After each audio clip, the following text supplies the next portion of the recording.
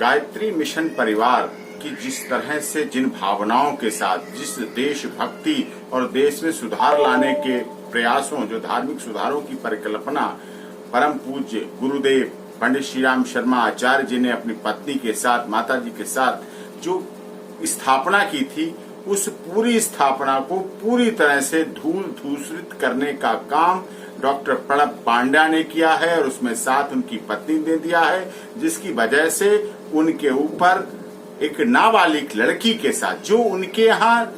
आई कार्यक्रमों में, जो उनके यहाँ सेवा भाव में थी, जो उनकी रसोई की व्यवस्था देखती थी, उसके साथ बलात्कार जैसी जघन्य घटना का अंजाम देना और अपने पवित्र स्थान गायत्री मिशन संस्थान के अंदर देना, और उसके बाद FIR रजिस्टर्ड हुई। उसके बाद नैनीताल हाई कोर्ट में चल रहा है, जिसमें मैंने जो याचिका है, जो कंप्लेनेंट है, शिकायत करता है, विक्टिम है, उसकी तरफ से पिटीशन फाइल की है नैनीताल हाई कोर्ट में। उनकी पिटीशन के अगेंस्ट रिप्लाई फाइल किया, काउंटर एफिडेविट फाइल किया। और देखिए, उत्तराखंड पुलिस की इतनी बड़ी मिली भगत है, उत्तराखंड सरकार भी उसमें पूरी तरह से शामिल है, जिसमें अभी तक जो विक्टिम है, शिकायतकर्ता, उसको ना तो सुरक्षा मिली और ना ही उत्तराखंड नैनीताल हाईकोर्ट के बार बार कहने के बाद भी ना स्टेटस रिपोर्ट दाखिल की गई, ना उसमें कोई प्रगति हो रही है। गवाहों की हत्या हो रही है। एक और जो गवाह था, आई विटनेस था, जो कि गायत्री मिशन संस्थान का मीडिया प्रभारी था, मीडिया प्रवक्ता था, उसकी भी हत्या हो गई, जो कि गवाह था इस घटना का। ऐसी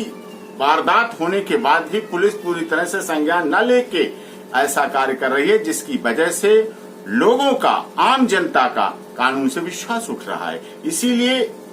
विक्टिम शिकायतकर्ता ने अप्रोच करके मैं नैनीताल हाई कोर्ट में गया और उसके बाद वहां पिटीशन, अब सुप्रीम कोर्ट में हम ट्रांसफर पिटीशन डालेंगे कि इस केस को उत्तराखंड से ट्रांसफर करके या दिल्ली लाया जाए या किसी अन्य राज्य में लाया जाए, जिससे न्याय हो सके और जो विक्टिम है, शिकायतकर्ता और उसके परिवार और उसके गवाहों को सुरक्षा दी जाए, जिससे कि केस में ट्रायल सही हो सके। क्योंकि प्रणब पांड्या अपने गायत्री मिशन परिवार संस्थान के बनाए हुए अच्छे रास्तों का फायदा उठाते हुए, दुरुपयोग करते हुए, धनबल, जनबल, बाहुबल, राजनीतिक बल, सत्ता बल का दुरुपयोग करके पूरी तरह से इस केस को दबाने का प्रयास कर रहे हैं। नाबालिग पॉक्सो केस, नाबालिग के साथ बलात्कार करना, अपने संस्थान में करना, कई बार बलात्कार करना,